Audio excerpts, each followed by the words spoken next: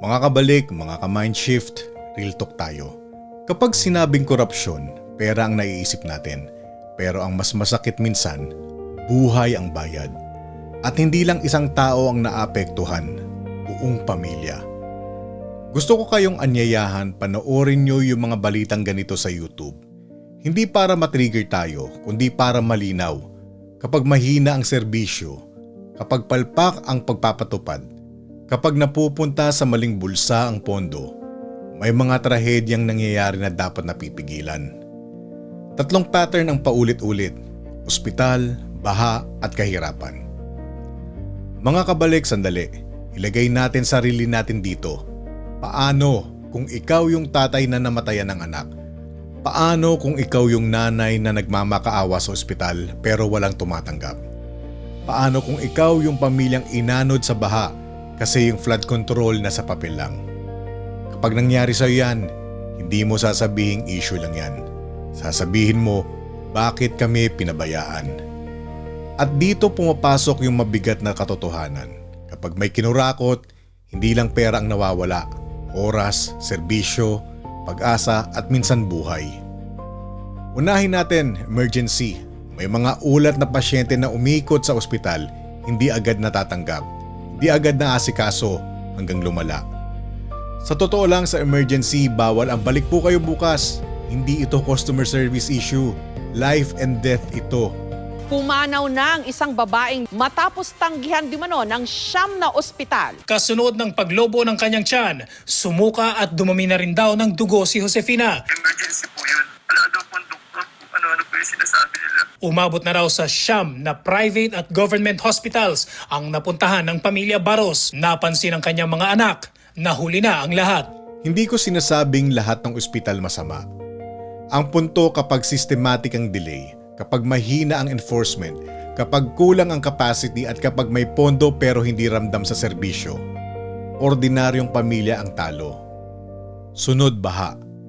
Ilang taon na nating naririnig to. May ulan, may baha, may inanod, may namatay.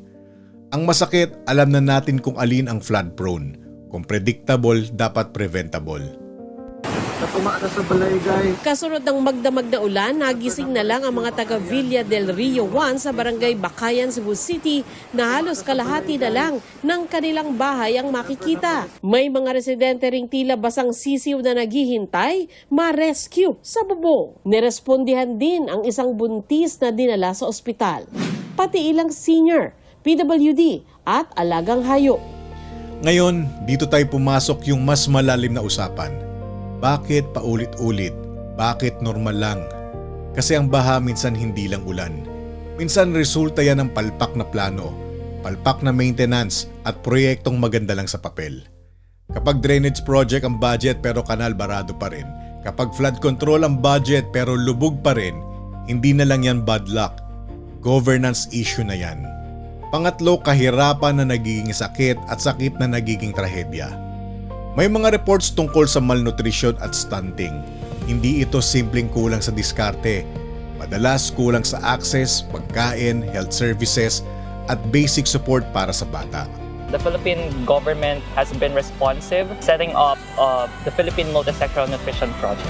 Mahalagang marating ang mga GIDA area kasi sila yung mas nangangailangan ng mga informasyon. But what we want to achieve as well for PMNP is for us to be able to have that coordinated approach. At kapag ang pondo para sa bata napupunta sa maling priority o nauuwi sa leakage at corruption risk, ang epekto hindi agad headline. Pero years later, headline na at pamilya na naman ang nagbabayad. Ganito ang chain reaction. Kapag may korupsyon o kapabayaan, humihina ang serbisyo. Kapag humina ang serbisyo, tumataas ang risk. Kapag tumataas ang risk, may namamatay na sana hindi.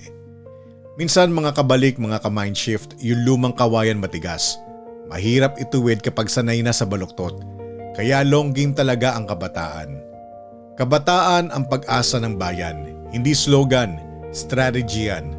Turuan natin ng values, contentment, empathy at public good. Kasi kung values ang pundasyon, mas mahirap lokohin ang susunod na henerasyon. Kaya hindi pwedeng manahimik tayo, hindi para manggulo, hindi para mang-away, kundi para may magbago. Kasi kapag tahimik tayo, Yung abnormal, nagiging normal. At ang presyo nun, pamilya na naman. Kung hindi tayo tatayo para sa tama, sino? Kung hindi ngayon, kailan? Bantayan natin ang proyekto sa barangay. Magtanong tayo, may plano ba? May timeline ba? May report ba? Demand receipts, not speeches. At kung may mali, magsalita tayo sa tamang paraan at tamang venue. Comment mo kung anong mode tayo, ospital, baha o kahirapan. Tapos share mo to, hindi para mang-away, kundi para magising tayo.